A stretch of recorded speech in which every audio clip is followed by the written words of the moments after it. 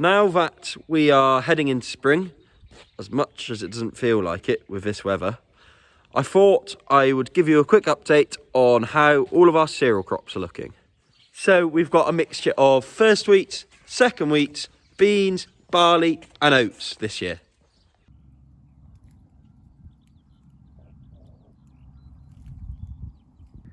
So this particular field is an X-Day second wheat. It was direct drilled using the John Deere 750A into a catch crop and chopped straw.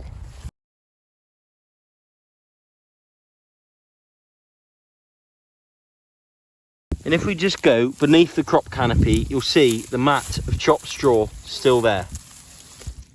The worms have done quite a good job of taking down the remnants of all of the catch crop and most of the chopped straw, but as I just said, there is still a bit just on the surface.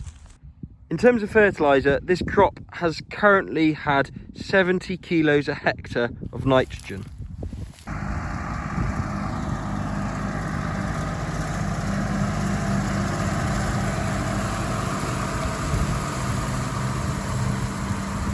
And the sprayer hasn't been through here yet this spring.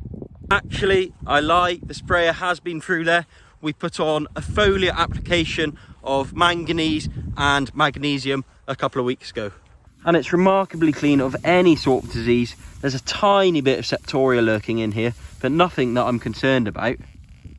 So I've got quite a big decision to make, whether it gets a T1 in the next week or so. So I'm pretty pleased with this, it looks very promising. So the field I'm in now is another X-Day second wheat. The difference being, this one was direct drilled with the weaving sabre-tine.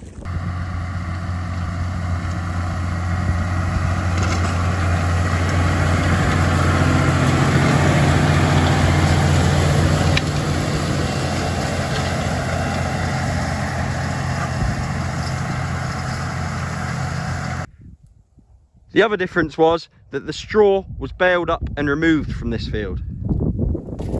Now, there's no other way to describe this crop other than stonking. It just looks awesome. There could be a hell of a lot of wheat out here.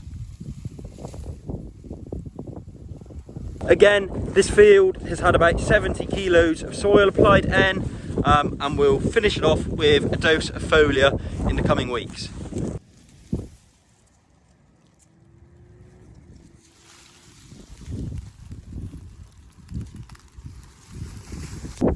So this field is one of our clover living mulches.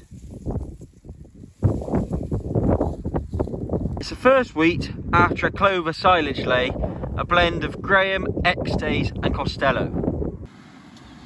The grass was sprayed off and then the wheat was direct drilled straight into it using the John Deere 750A.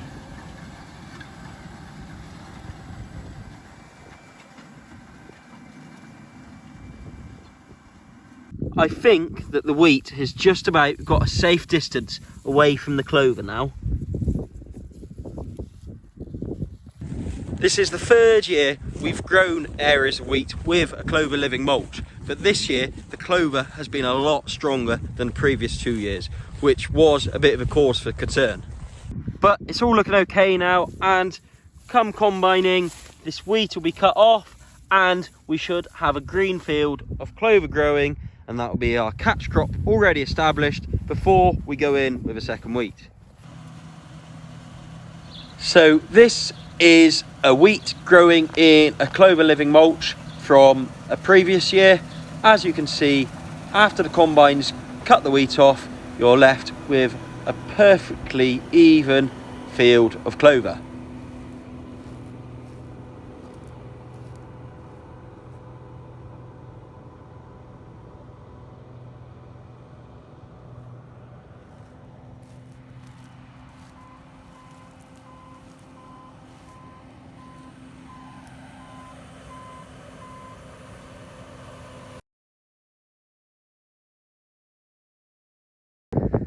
So this field is a first wheat. It was direct drilled straight into a sprayed off grass lay using the weaving sabre-tine.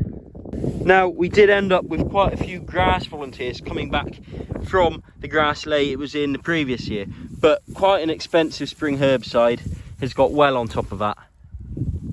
the impacts from the seriously wet March we've just had are apparent in this field, where we've got a gully that runs up the middle of the field that laid wet the whole month of March that is struggling a bit now. It is only a very little bit of the field, and there is only so much you can do against Mother Nature.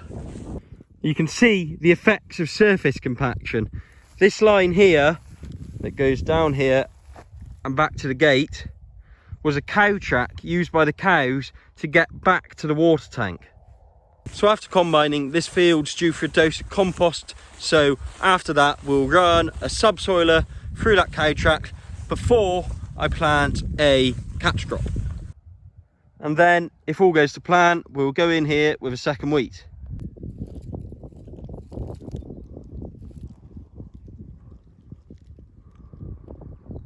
I'm very pleased with how these spring beans are looking now. We made the decision to drill them in the last week of February, when conditions were pretty much perfect really. I'm very glad we did, because if we didn't, we wouldn't have got back onto the land until about now. So they're this much ahead of where they would be if we didn't plant them in February. There's two fields we planted. This particular field is looking really well. No wet patches, no bare spots at all. It's all coming beautifully. There is just a few spots like this that hung wet the whole month of March, and obviously no beans have been able to grow there. But it is only about an acre out of about 25 acres that haven't come very well. So definitely the right call was made to drill them back in February. These beans are following cover crops that were grazed by sheep.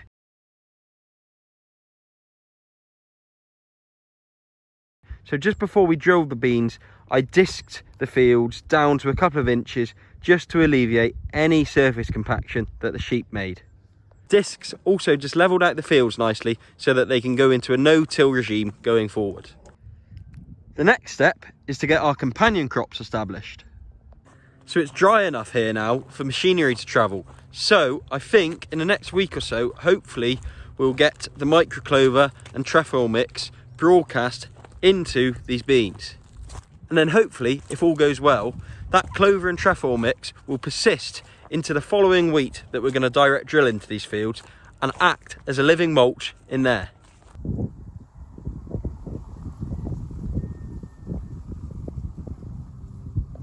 Now this field had a bit of historical compaction from when we used to let out ground for potatoes as part of our rotation. So it was wheat last year and now it's gone into winter oats. So straight after the straw was taken from the field, we came in, spread compost, then we went through it with a low disturbance subsoiler, and then I planted a catch crop of mustard, buckwheat and phacelia.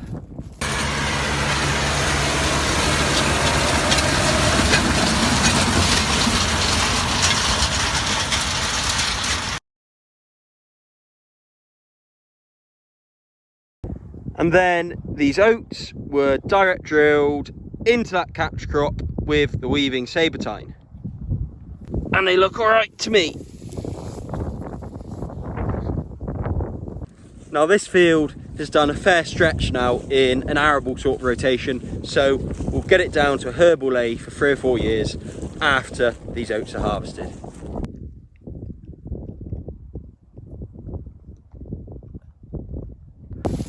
So in this field we've got TARDIS winter barley following a first wheat. So this was direct drilled again into a catch crop with the weaving sabertine. Finished all the fert applications on this field with a bit of foliar we put on the other day, so that takes total up to about 110 kilos of nitrogen per hectare. And currently it's looking very promising.